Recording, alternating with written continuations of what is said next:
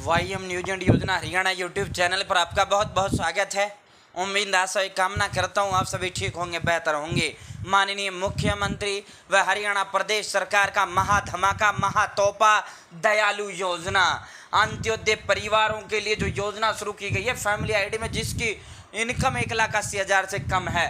दीनदयाल उपाध्याय परिवार अंत्योदय उत्थान योजना इसको बोला जाता है, शॉर्ट फॉर्म से दयालु।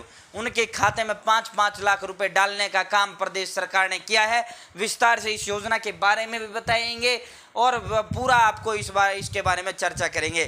चैनल सब्सक्राइब जरूर करें। हरियाणा फैमिली आईडी और हरियाणा बीपीएल राशन कार्ड और हरियाणा में केंद्र सरकार की छोटी बड़ी योजना और हरियाणा में केंद्र का कुछ भी ऐसा हो जिसका लेना देना आपसे हो, जो आपके काम की खबर हो, सबसे पहले सबसे तेज सटीक विश्वसनीय देने का काम करता हूं।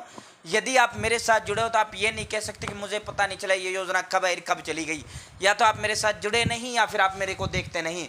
डिस्क्रिप्शन में टेलीग्राम ग्रुप वाईएम योजना हरियाणा का लिंक मैंने आपको दे दिया है, आप मेरे साथ टेलीग्राम ग्रुप पर जुड़ सकते हैं।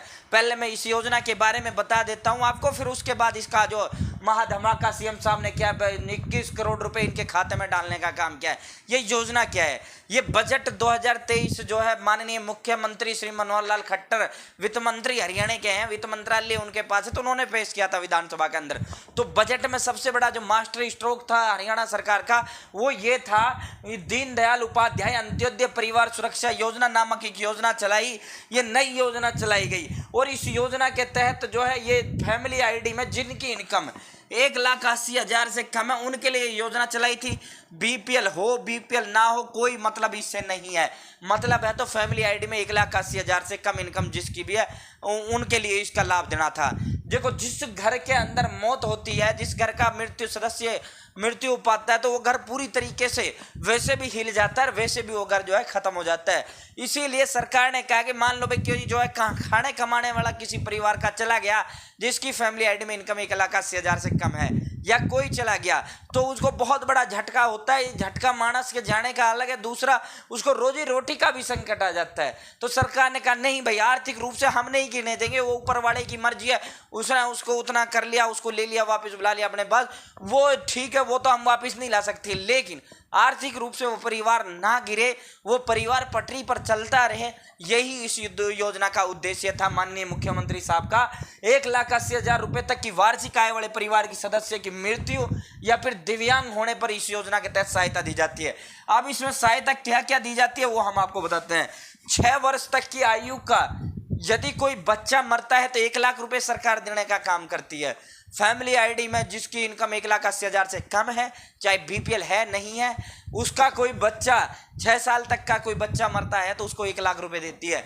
यदि 6 से 18 साल तक का बच्चा मरता है तो उसको 2 लाख रुपए तक का देती है। 18 से 25 साल तक का मरता है तो 3 लाख रुपए देती है। और 25 से यहाँ सरकार ने हाल ही में एक बदलाव किया है, इसमें जो 25 से 40 साल तक की जो उम्र है उसे 45 कर दिया गया है। ये जो 25 साल से 40 साल तक का जो क्राइटेरिया था ये 25 से 45 कर दिया है सरकार ने। जब ये आई थी योजना उस समय ये 25 से 40 ही था, बजट में 25 से 40, लेकिन बाद में इसका अमेंडमेंट किया गया और ये 25 से 45 साल इसकी जो है वो सरकार ने कर दी। इसमें 5 लाख रुपए हैं। इसमें क्या है? 5 लाख रुपए, क्योंकि जो 25 साल से और 45 साल का होता है, पूरे घर का जो बोझ होता है आर्थिक रूप से, पूरे घर की जो जिम्मेदारी होती है वो इस उम्र के इस आयु वर्ग वाले व्यक्ति के कंधे पर होती है। इसीलिए 5 लाख रुपए सरकार इसमें देती है। 70% से अधिक दिव्यांग होना या फिर मौत होना, मौत चाहे अपने आप हुई हो, किसी भी रूप में कैसे भी हुई हो, वो 5 लाख मिलने ही हैं आपको। जब फिर जो है ये 40 से 60 वाली जो स्कीम थी ये 45 से 60 कर दी और इसमें एक बदलाव कर दिया। जब योजना ये आई थी मार्च अप्रैल में, जब ये बजट आया था उस समय इसमें 2 लाख रुपए थे, इसे बढ़ाकर 3 लाख रुपए सरकार ने कर दिया था। तो ये मिलता कैसे? इसका कोई फॉर्म नहीं भरा जाता। ये जो प्रधानमंत्री जीवन ज्योति बीमा योजना है, अन्य योजना PMJJBY हुई या अन्य जो अंत्योदय की योजना है, ये बीमा चलते हैं फैमिली आईडी से 2-3 वो चलते हैं, वो आपको वो कराना होता है और इसके लिए कोई फॉर्म नहीं भरा जाता।